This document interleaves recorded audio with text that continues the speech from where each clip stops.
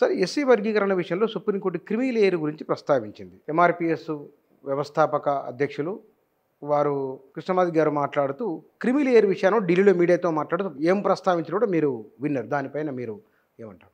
అయితే కృష్ణమాది గారు రాజకీయ క్రిమిలేయర్ను మా గురించి మాట్లాడారు. అసలు సుప్రీంకోర్టు తీర్పులో ఎక్కడ రాజకీయ క్రిమిలేయర్ గురించి చెప్పలేదు. దీనికి సంబంధం కూడా లేదు. ఆ తీర్పుకు రాజకీయ వర్గీకరణకు సంబంధం లేదు. మనకు ఓన్లీ విద్యా ఉద్యోగ రంగాల వర్గీకరణకు సంబంధించిన అంశం మాత్రమే సుప్రీంకోర్టు ఇచ్చింది. కాబట్టి కృష్ణమాది గారు మాట్లాడింది ఏంది, డబ్బులున్నోళ్ళకే వాళ్ళకే ఎంపీ పదవులు, వాళ్ళకే అయితే కొన్ని కుటుంబాలే రాజకీయాలు శాసిస్తున్నారు అనే దాంట్లో వాస్తవం లేదని కాదు, వాస్తవం 100% ఉన్నది.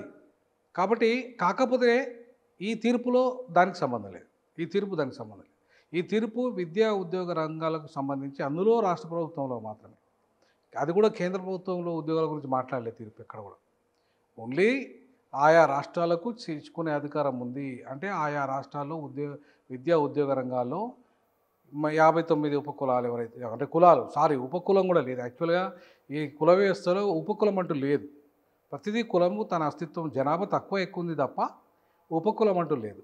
సో అంతే. కాకపోతే వీటన్నిటికీ కూడా మొత్తం భారతదేశ వ్యాప్తంగా ఉన్న 1500కు పైగా ఉన్న ఈ షెడ్యూల్ కులాలకు ఒకే ఒక క్యారెక్టర్, మేజర్ క్యారెక్టర్ ఏంటంటే ఒక అంటరానితనం. ఈ అంటరానితనం పోనంత కాలమే, ఈ అంటరానితనం కారణంగానే వాళ్ళకి రిజర్వేషన్లు వచ్చాయి. అది పోనంత కాలము క్రిమిలేయర్ అనేది వర్తించదు అని చెప్పేసి రాజ్యాంగ నిర్మాణ సభే 21 రోజులు దాదాపుగా డిబేట్ జరిగి క్రిమిలేయరు ఈ షెడ్యూల్ కులాలకు, షెడ్యూల్ తెగలకు వర్తించదు, ఈ అంటరానితనం పోనంత కాలం వర్తించదు అని చెప్పేసి ఆ నిర్ణయానికి వచ్చారు. సో కాబట్టి రాజ్యాంగ నిర్మాణ సభ గొప్పది. ఎవరైనా సరే రాజ్యాంగం కంటే ఎవరు గొప్పలు కాదు. పార్లమెంట్ గొప్పది కాదు, ఈ సుప్రీంకోర్టు గొప్పది కాదు, లేదంటే రాష్ట్రపతి గొప్పోడు కాదు, ప్రధానమంత్రి గొప్పోడు కాదు. రాజ్యాంగం గొప్పది. సో రాజ్యాంగము ఆ సిద్ధాంతాన్ని, అంటే క్రిమిలేయర్ వద్దన అనే ఒక అంశాన్ని వద్దన్నాక మనం పెట్టడానికి అధికారం మనకు లేదు, చివరికి పార్లమెంట్ కూడా లేదు. సో కాబట్టి సుప్రీంకోర్టుకి ఎక్కడిది? పార్లమెంట్కి అధికారం లేనప్పుడు సుప్రీంకోర్టుకి ఎక్కడిది? క్రిమిలేయర్ పెట్టమని చెప్పి ఎక్కడిది? లేదు.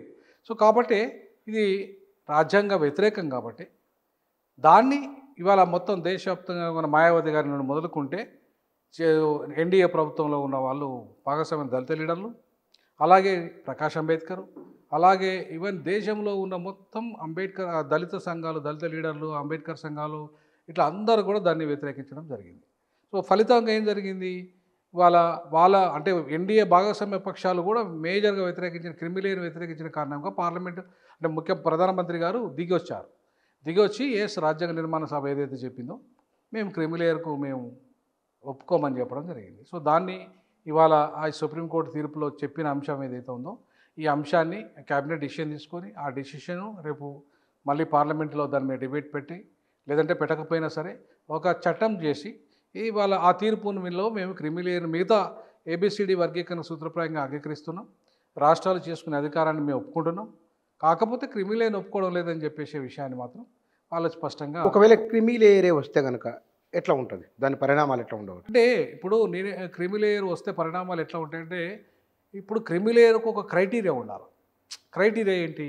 ఇప్పుడు డబ్బులు ఉన్నోళ్ళు, డబ్బు లేని వాళ్ళు, అంతే కదా. ఇప్పుడు అగ్రవర్ణ పేదలు వాళ్ళు లిమిటేషన్ ఏం చేశారు, 8 లక్షలకు అనేది ఒక క్రైటీరియా పెట్టారు క్రిమిలేయర్లో. తర్వాత బీసీలకు వచ్చేసరికి క్రిమిలేయర్ 6 లక్షలని పెట్టారు. వీళ్ళకి ఎంత? మన దాంట్లో ఇప్పుడు 2 లక్షలు ఉంది, ఎస్సీ ఎస్టీలకు 2 లక్షలు ఉంది, మరి 4 లక్షలు వేస్తారా? ఇప్పుడు ఎందుకంటే అగ్రవర్ణ పేదలకు 8 లక్షలు వేశారు, బీసీలకు వాళ్ళకి 6 లక్షలు వేశారు. ఇప్పుడు ప్రస్తుతం మనకైతే ఎస్సీ ఎస్టీలకు అయితే 2 లక్షల ఆర్థిక పరిమితి ఉంది. సో అది దాటి 4 లక్షలు చేస్తారా, లేదా 6 లక్షలు బీసీలతో పాటు సమానంగా చేస్తారా? అయితే బీసీలకు సంవత్సరానికి ఆదాయం, సంవత్సరానికి ఆదాయము 2 లక్షలు మించకుండా ఇప్పుడు వస్తే వాళ్ళకే ఇది వర్తిస్తుంది.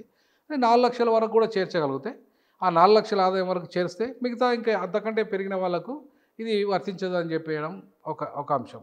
దాంట్లో క్రైటీరియా చెప్పలే సుప్రీంకోర్టు, దీంట్లో ఇన్ని లక్షలు ఉండాలనే అంశం చెప్పలే, అది కూడా రాష్ట్రాలకే వదిలేసింది. రెండవది, ఇవాళ రాష్ట్రాలు కూడా ఇప్పుడు వాళ్ళ దగ్గర క్యాస్ట్ సెన్సెస్ లేవు, వాళ్ళ దగ్గర జనాభా లెక్కలు మాత్రమే ఉన్నాయి. జనాభా లెక్కలు కూడా ఇప్పుడు మొన్న 2011లో పెట్టినవి కూడా వాళ్ళు ఆమోదించలే బీజేపీ ప్రభుత్వం. 2011 తర్వాత బీజేపీ ప్రభుత్వం 14లో వచ్చిన తర్వాత దాన్ని ఆమోదించలేదు, తర్వాత చేయను కూడా చేయలేదు. సో కాబట్టి ఇవాళ జనాభా లెక్కలు లేకుండా, అందులో కుల గణన లేకుండా, ఆ జనాభా లెక్కల్లో ఏ కులం ఎంత ఉన్నది, ఆ కులం విద్యా ఉద్యోగ రంగాల్లో ఎంత ఉన్నది, ఆర్థిక రంగంలో ఎంత ఉన్నది, రాజకీయ రంగంలో ఎంత ఉంది, వాళ్ళ వెనుకబడతనం ఏ ఏ ఏ రకమైన వెనుకబడతనం ఉన్నది, వాళ్ళ వృత్తుల పరంగా వెనుకబడతనం ఉందా, లేకపోతే ఏ రకమైన వెనుకబడతనం, ఇవన్నీ కూడా డిఫైన్ చేయాలంటే ఇవాళ ఆర్థిక ప్రాతిపదికన అంటే ఇవన్నీ వస్తాయి అన్నట్టు, క్రిమిలేయర్లు ఇవన్నీ అంశాలు వస్తాయి. సో ఇప్పటిదాకా సామాజిక వెనుకబాటు అనే ఒక అంశం మాత్రమే మనం ఇప్పటిదాకా ఎస్సీ ఎస్టీల విషయంలో సుప్రీంకోర్టు జడ్జిమెంట్స్ కూడా అట్లే అనుకూలంగా వచ్చాయి. సామాజిక వెనుకబాటు ఉన్నంతకాలం వీళ్ళకు క్రిమిలేయర్ వర్తించదని చెప్పేసి సుప్రీంకోర్టు జడ్జిమెంట్లు అని చెప్పాయి.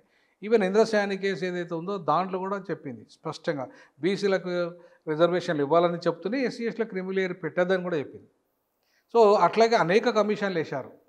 ఇవాళ justice even national SC commission, national ST commission, అన్ని కమిషన్లు, తర్వాత జస్టిస్ రంగనాథ్ మిశ్రా కమిషన్, తర్వాత ఇలా మొత్తం దేశంలో చేసిన కమిషన్లు అన్నీ కూడా క్రిమిలేయర్ పెట్టద్దని చెప్పినాయి.